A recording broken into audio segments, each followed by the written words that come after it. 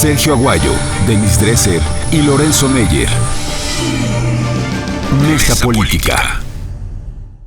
Hola, bienvenidas y bienvenidos. Gracias de nuevo por estar aquí y gracias a Denis Dresser, a Sergio Aguayo y a Lorenzo Meyer, que nos encontramos de nuevo en esta ocasión para analizar los últimos acontecimientos en nuestro país y a nivel internacional. Y bueno, hay muchos temas que han ido ocurriendo y los que se esperan también, que estamos a la vista, por ejemplo, el día de hoy, de lo que va a ser la reunión del Colegio Electoral de los Estados Unidos. Y bueno, veremos qué sucede con esta votación después de la votación que dio el triunfo a Donald Trump. Mira, Carmen, quisiera resistir un análisis basado en lo que me gustaría. Y por supuesto que esperaría que los electores utilizaran el sentido común y cambiaran su opinión o el sentido de su voto para elegir no a Hillary, por supuesto, sino a otro candidato más republicano, conservador, pero no tan estridente ni impredecible como Donald Trump. Sin embargo, creo que veo casi imposible que se pase de algunas protestas, algunas inconformidades. Lo más probable es que se ratifique el día de hoy la victoria de Donald Trump, lo cual no significa que nos deja una serie de puntos para reflexionar, para discutir, y ya lo estamos haciendo en todo el mundo. El principal, y menciono dos, el primero es si la democracia estadounidense está en proceso de decadencia, de degradación, y ligado con eso, si la sociedad estadounidense será capaz de, como en otras ocasiones, de reactivarla, reanimarla, darle oxígeno para que se adapte a las nuevas realidades y mejore ese sistema. Creo que en el fondo esa va a ser, más allá de las personas, en el fondo está la discusión de si observamos el declive de una democracia que fue modelo para muchos países, o si por el contrario es otra prueba que superará con creces. Para mí esa sería la pregunta, no para el día de hoy, sino para el próximo año, 2 años. Es decir, estamos ante una sacudida brutal de las reglas básicas de la democracia y del uso o abuso de la verdad en el proceso electoral de un país. ¿Qué dices, Lorenzo Meyer, de esto que es la fase ya de definición sobre esta elección presidencial? Voy a abordar sobre lo que dijo Sergio. Dice que está en decadencia. Como yo no soy muy optimista, no estoy seguro. Creo que ha tenido de este tipo de contradicciones desde el principio. Recordemos que una vez que se lleva a cabo la independencia, tiene como base una constitución donde todos los seres humanos tienen los mismos derechos y las mismas obligaciones, en teoría, pero no fue así. Desde el principio Estados Unidos excluyó a los esclavos, a los negros, excluyó a las mujeres y siguió adelante y tuvo bastantes éxitos.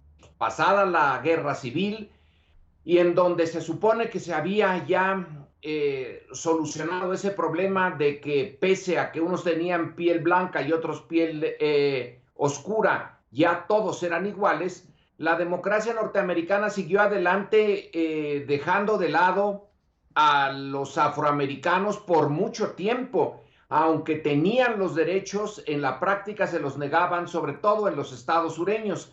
Fue necesario que llegara el siglo XX y que pasara la primera mitad del siglo XX, cuando por razones evidentes de protesta social, Luther King, el movimiento en pro de los derechos civiles, etcétera, se volvió a repensar esa democracia y bueno, se puso más o menos al día.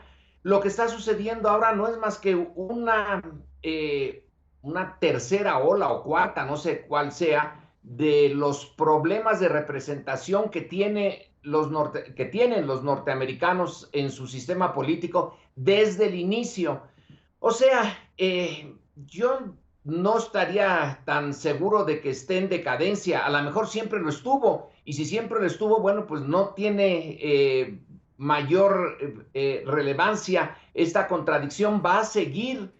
Es probable que dentro de algunos años ya manden al colegio electoral a la basura, y entonces volverán por ahí a surgir otras contradicciones, porque la democracia política es en teoría una cosa y en la práctica en cualquier país otra. Hoy los norteamericanos tienen que hacerle frente, como hace 200 años, como hace 100 años, al problema de que en la práctica siguen excluyendo. Es una democracia que ha funcionado excluyendo, excluyendo y excluyendo. Pasa el tiempo, con muchos problemas, resuelve más o menos una de sus contradicciones y otra vez sale otra.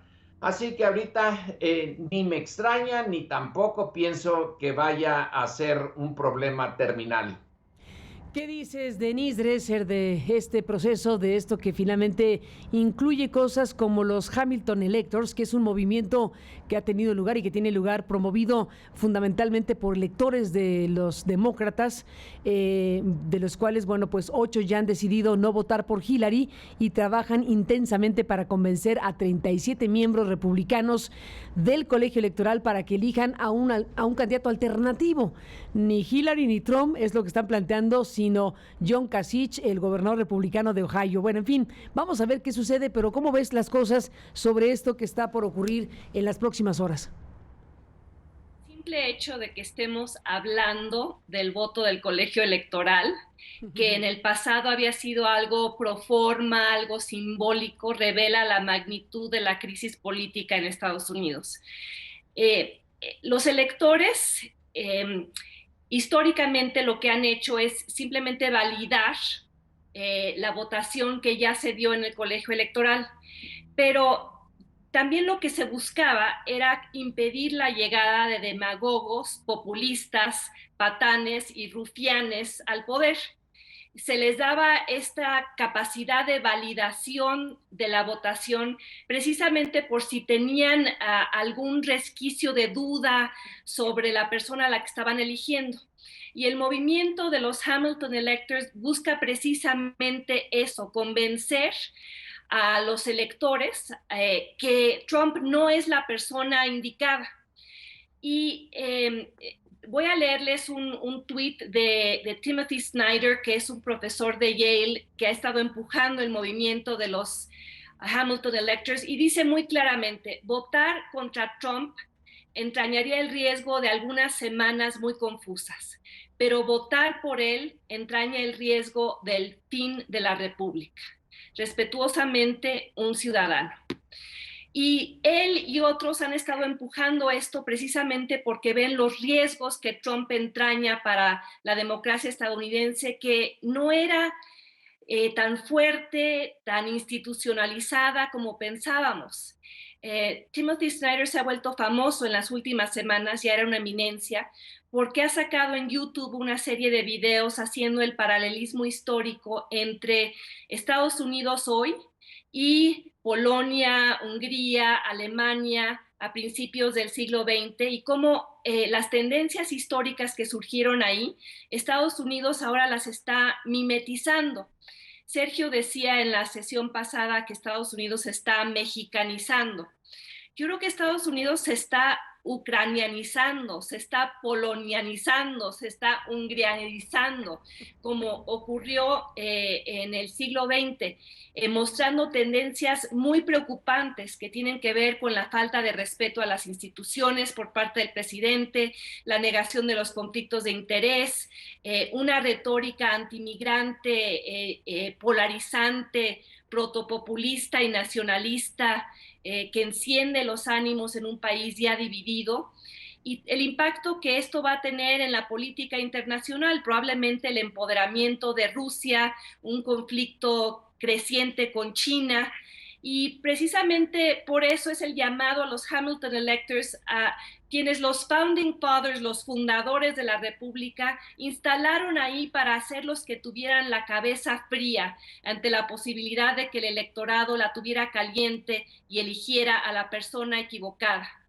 Hay muchos en Estados Unidos que creen que Trump no tiene el temperamento, la preparación para ser presidente, y sus nombramientos y su comportamiento en Twitter y en distintas reuniones públicas en los últimos tiempos lo han constatado. Yo creo que el movimiento va a fracasar, pero sí es indicativo de una seria división, de un serio cleavage dentro del sistema político estadounidense en estos momentos. Pues ahí está, un gran tema sin duda para seguirse muy de cerca. Y bueno, retomo algo de lo que Denise Dresser proponía para este encuentro, que tiene que ver con lo publicado por The New York Times la semana pasada. Déjenme darle un giro al asunto de la conversación para irnos a un tema fundamental para México, que tiene que ver con esta investigación sobre el caso Ayotzinapa. Lo que ha sucedido en este último tramo de días sobre esta investigación es lo siguiente. Medios nacionales como este sitio de noticias Nuestro o la revista Proceso y el libro de la periodista Anabel Hernández hemos dado cuenta y hemos presentado amplísima información acerca de documentos internos de la Procuraduría General de la República, de la PGR.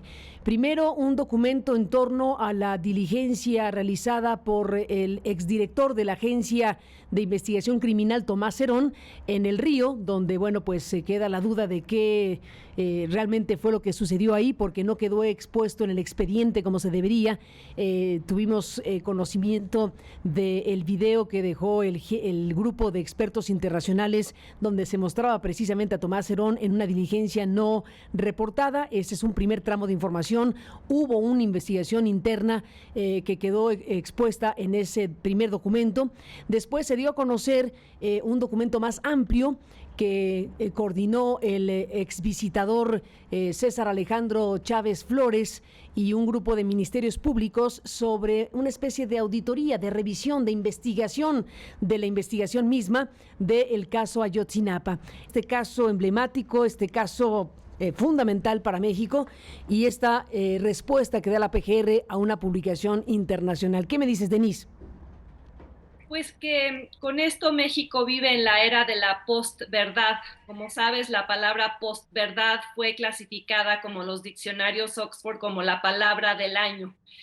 Y el hecho de que la vocera de Raúl Cervantes, el fiscal Carnal, finalmente responda después de investigaciones que ustedes ya habían revelado, pero solo responde a un medio internacional, pero responde de una manera que es fársica.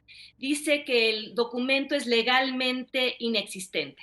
O sea, existe, pero no realmente. Existe, pero no para la opinión pública o para los padres de los 43. Existen 177 páginas que describen una realidad consignada a la postverdad.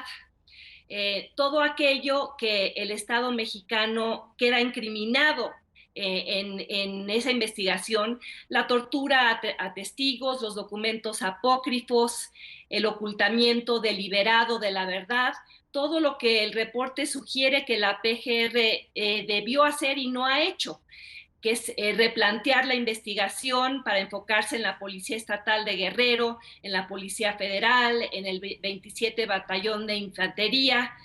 Todo esto contenido en ese reporte negado que obliga al visitador a renunciar.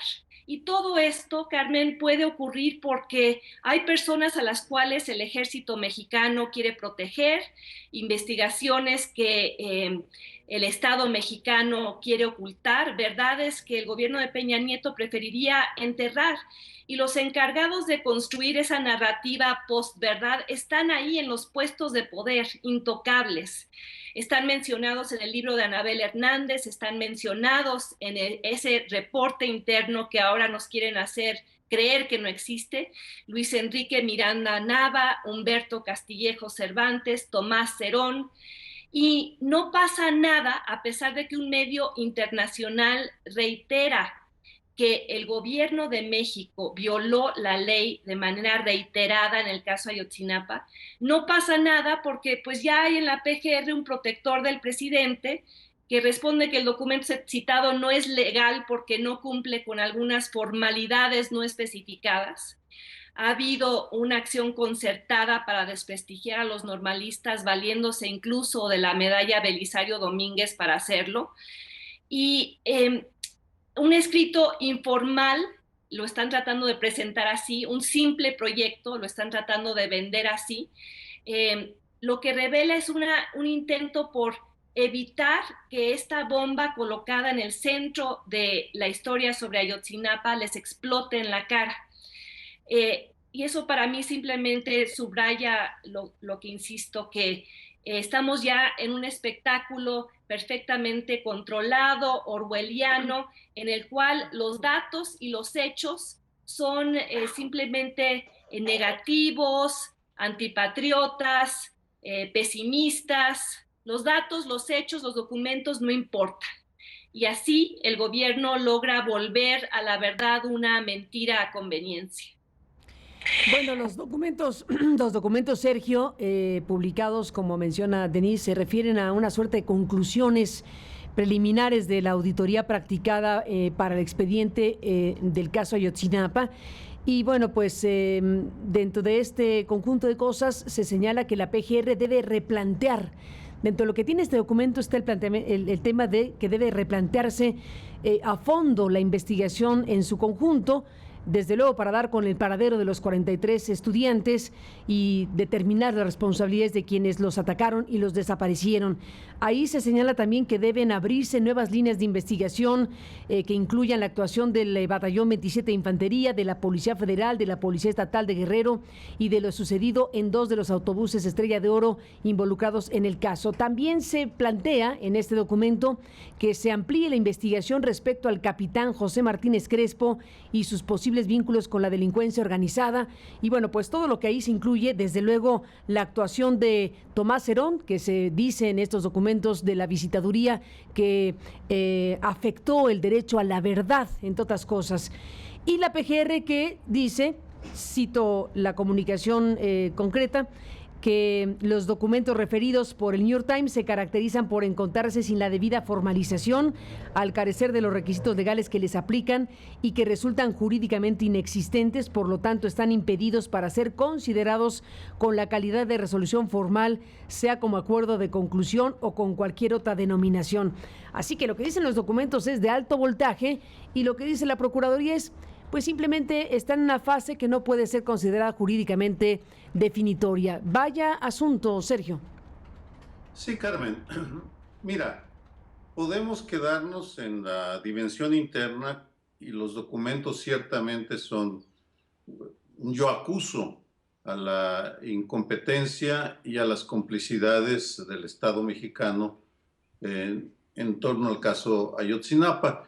Me centro mejor en esa extraña relación que tiene la clase política con los medios extranjeros, porque no hay un patrón determinado, vamos, es un enigma para mí la razón por la cual reaccionan como con enorme, con frenesí, con preocupación ante ciertos textos, mientras que ignoran otros.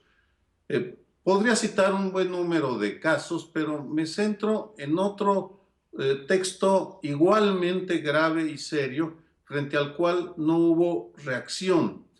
La publicación por el Washington Post el 28 de noviembre del 2012, 2 días antes de que Felipe Calderón Hinojosa dejara la presidencia, de una lista de 26,000 desaparecidos que había sido compilada por la Procuraduría General de la República, una vez más la PGR. En aquella ocasión, pese a la gravedad del hecho, porque fue muy grave, hubo un silencio muy profundo de parte de la administración que salía, la de Calderón, y de los funcionarios que entraban, de Enrique Peña Nieto. simplemente se optaron por ignorarlo.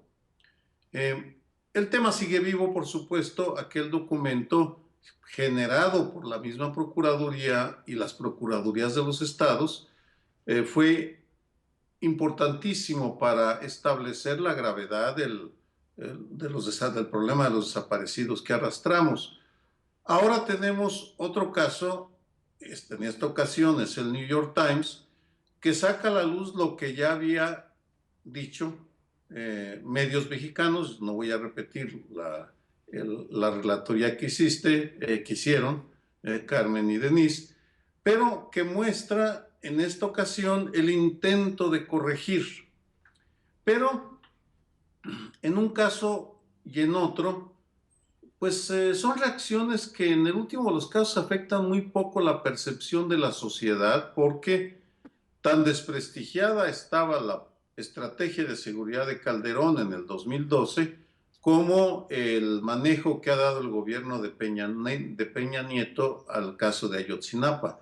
Simplemente la sociedad no les cree o no les creemos a lo que nos dicen, y sí resulta un tanto risible la excusa que nos quieren dar ahora, o la interpretación que nos quieren vender ahora de la PGR, de que estamos ante un borrador mal elaborado, con problemas que curiosamente no explican cuáles son los problemas, cuáles son las fallas. Simplemente lo enuncian y suponen que les vamos a creer simplemente porque ellos lo dicen.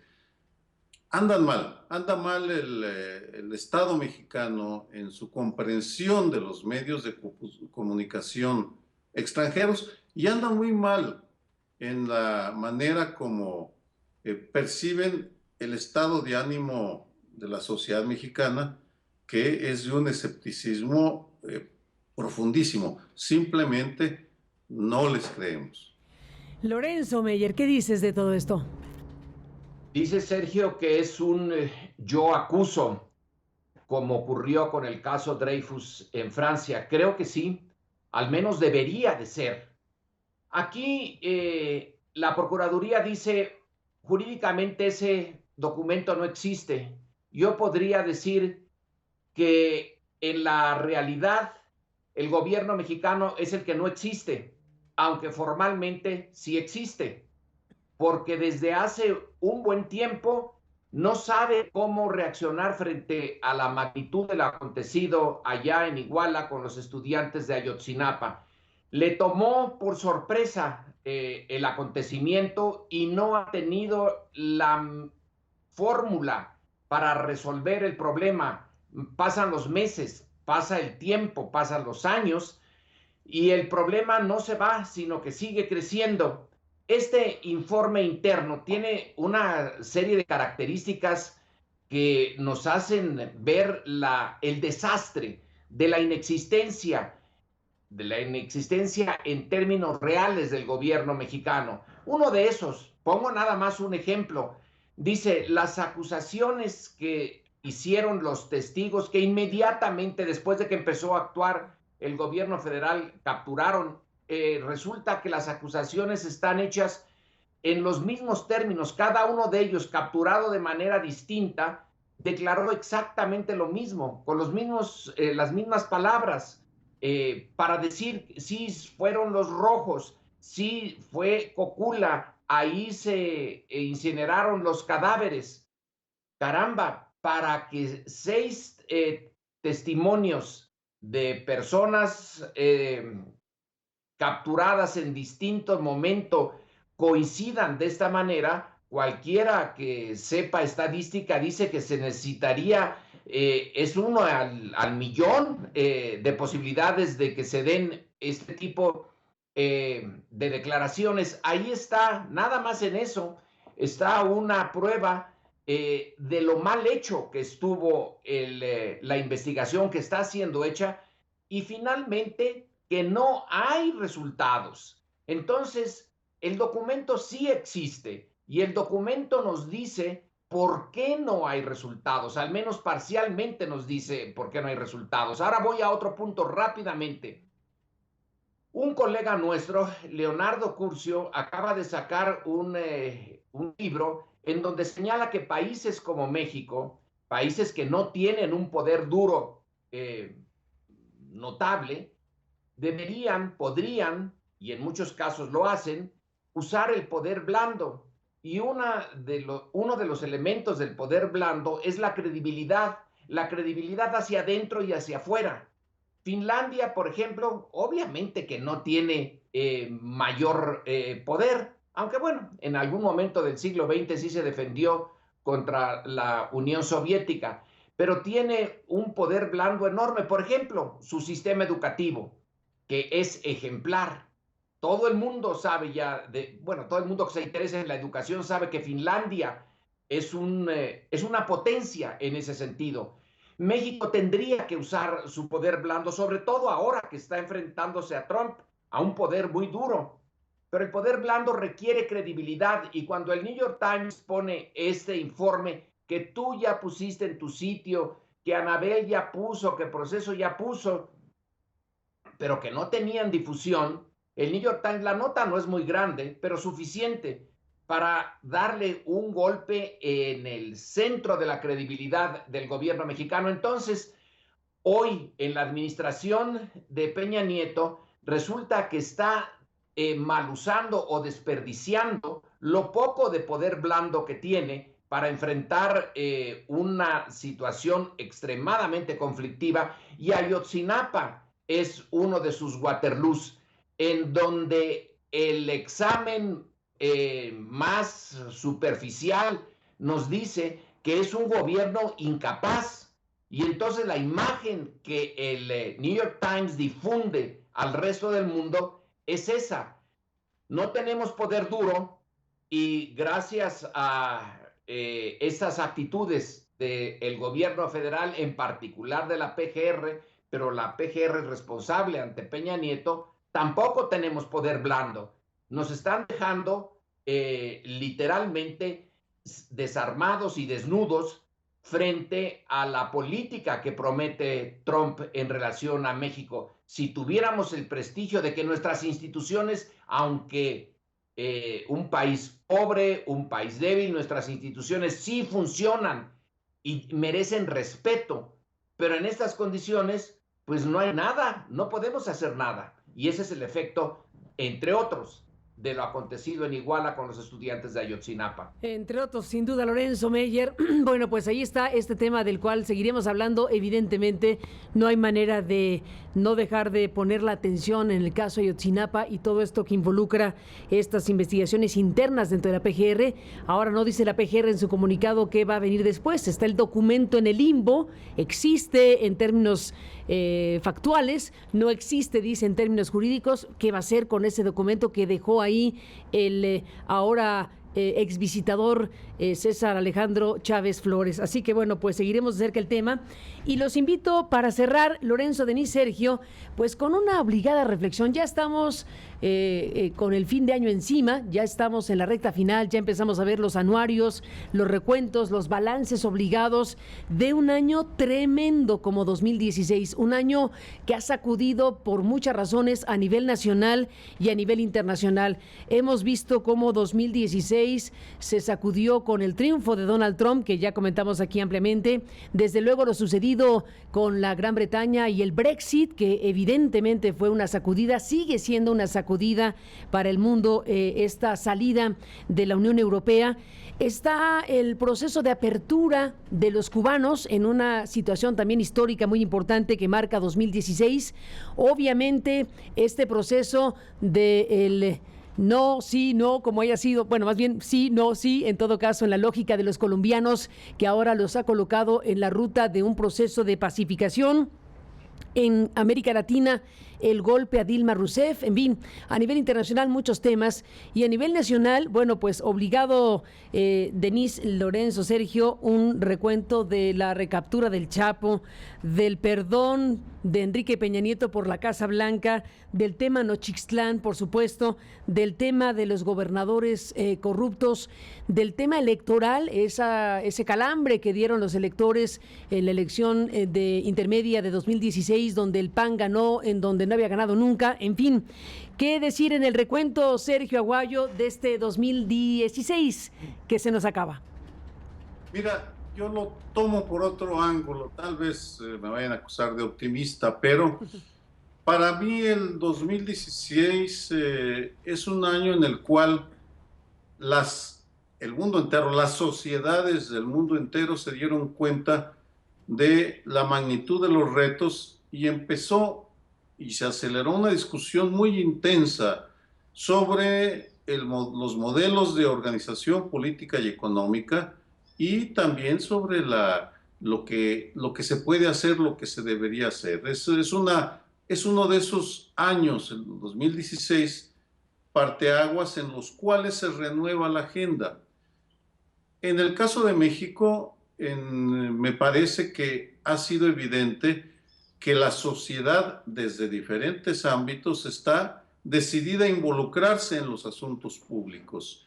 El tema de corrupción, podría enumerar un buen número de asuntos en los cuales diferentes personas, organizaciones, nos hemos involucrado para intentar que la clase política piense en el interés general. Con esta perspectiva, el 2016 para mí es un año de preparación para el 2017 en México, en donde esa presión deberemos hacerla sentir a los partidos, a los candidatos a presidente, a la presidencia de la República, en fin, no solo expresar nuestro hartazgo, sino también proponer soluciones, es decir, ese tránsito de la protesta a la propuesta que se ha venido dando la Fiscalía General, en el Fiscal General de la República, el tema de la Fiscalía de Anticorrupción, entre muchos otros. Es decir, 2016, un año para identificar los problemas, 2017, un año para hacer sentir nuestras opiniones y evitar que sigan saqueando y maltratando a nuestro país. ¿Qué dices, Lorenzo Meyer, para cerrar ya 2016 y este encuentro? Está muy bien eso de Sergio, que el 2017 es optimista, ¿no? Que el 2017 es el año de la reacción. Yo empezaría como tú, Carmen, por la parte internacional. Hiciste un recuento, pero creo que ahí está faltando Alepo. 2016 es ver en vivo y en directo algo que se parece mucho a Stalingrado en la Segunda Guerra Mundial, la destrucción de una de las grandes ciudades de Siria de una manera brutal, sin que nadie pudiera desde el exterior hacer algo por detener esa salvajada. No hay mucha diferencia entre Stalingrado y Alepo en materia de destrucción.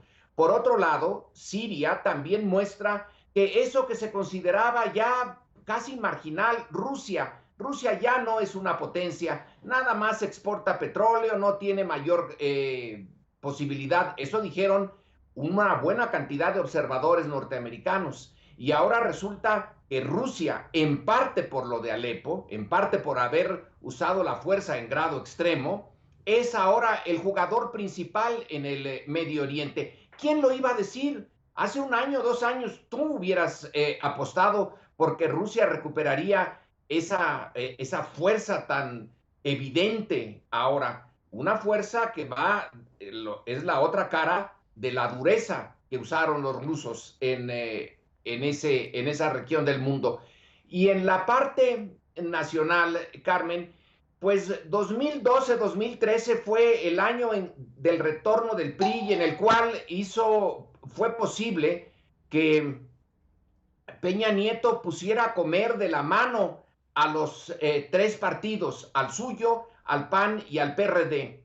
Es el momento en que se dice está moviendo a México, salvando a México. 2016 es el contraste, es donde cada vez más lo de Iguala, junto con las otras problemáticas no resueltas en México, va poniéndonos la otra cara del gobierno del PRI, del retorno del PRI, y lo que deja 2016 es una herencia en inseguridad fantástica, en corrupción. Realmente, yo no sé, no tengo la capacidad de señalar que este gobierno tiene un grado de corrupción mayor que el de Miguel Alemán, quizá porque Miguel Alemán pudo ocultarlo y este ya no puede ocultarlo. A lo mejor son iguales, pero da la impresión de que aquí es mayor el grado de corrupción. Esa es una de las grandes herencias del 2016. Y desde luego está el tema de la economía. Se nos dijo que se iba a privatizar, aunque se dice no es la privatización, sino es una variante, que la riqueza petrolera que rescató Cárdenas en 1938, ahora sí en el 16 se les deja a los grandes capitales nacionales y externos. ¿Para qué? Para que reaviven la economía mexicana. ¿Y la reavivaron? Esto está yéndose cada vez más abajo. La herencia del 2016 es que el 2017 va a ser un año de muy poco crecimiento económico, si es que alguno. Entonces, además de la inseguridad, del desaseo, de la corrupción, está el hecho evidente de que nuestra economía está funcionando muy mal, que no es la única que funciona mal. Bueno, pues eso no es un gran logro.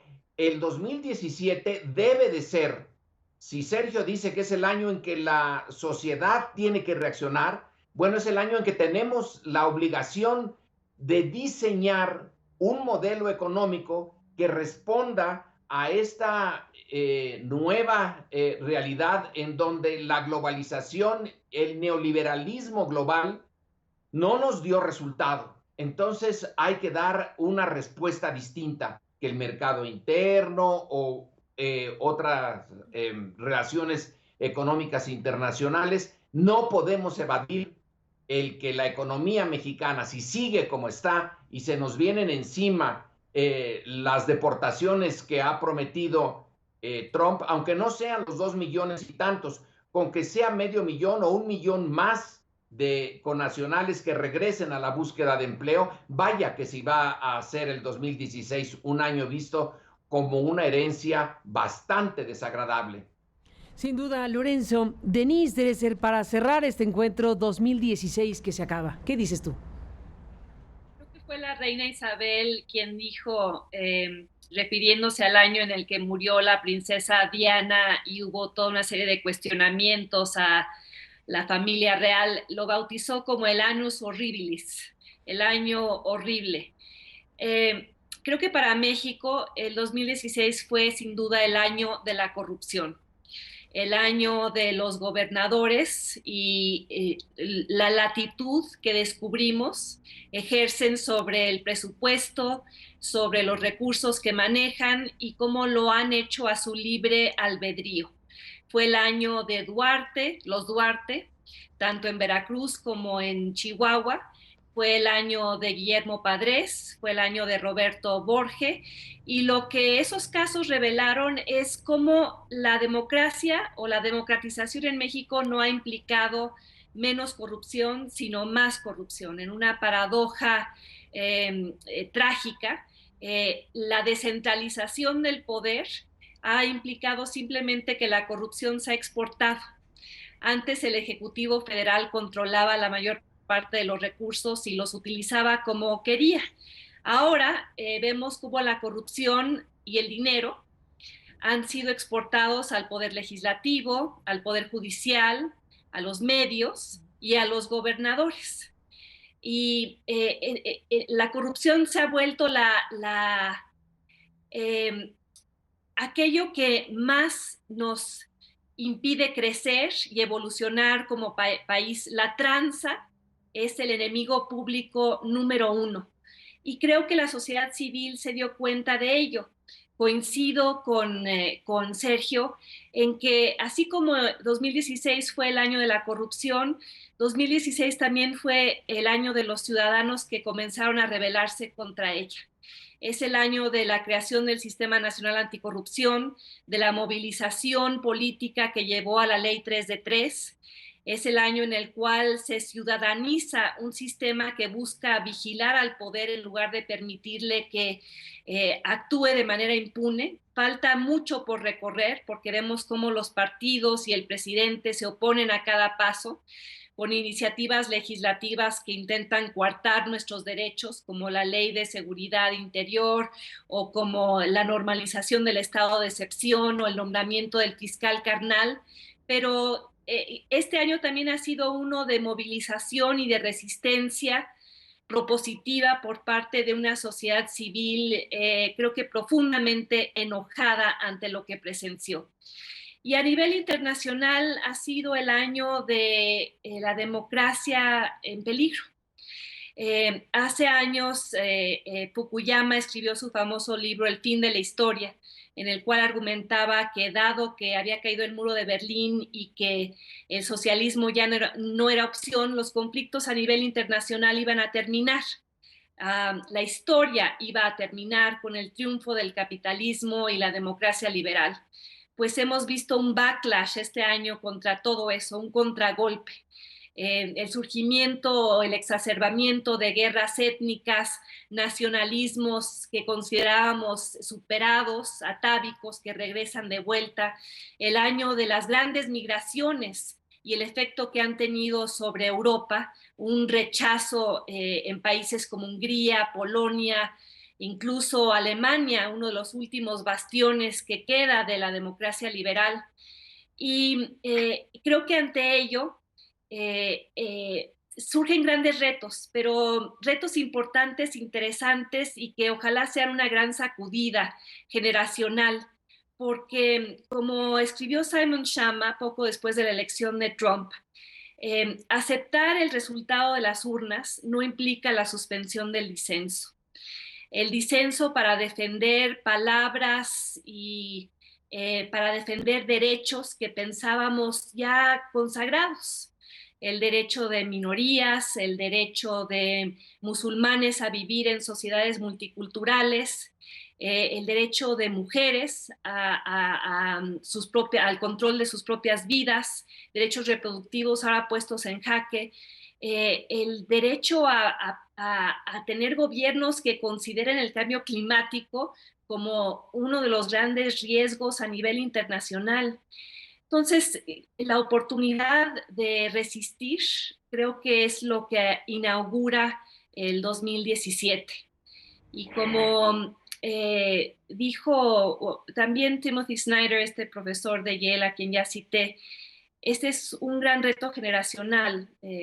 Nosotros y nuestros hijos van a ser la generación histórica que resistió o no van a ser. Pues ahí está. Denise, para cerrar este comentario y este recuento, esta revisión general, estas reflexiones, una vez que 2016 está ya en la recta final. Como siempre, gracias Sergio Aguayo, Lorenzo Meyer, Denise Dresser por estar aquí.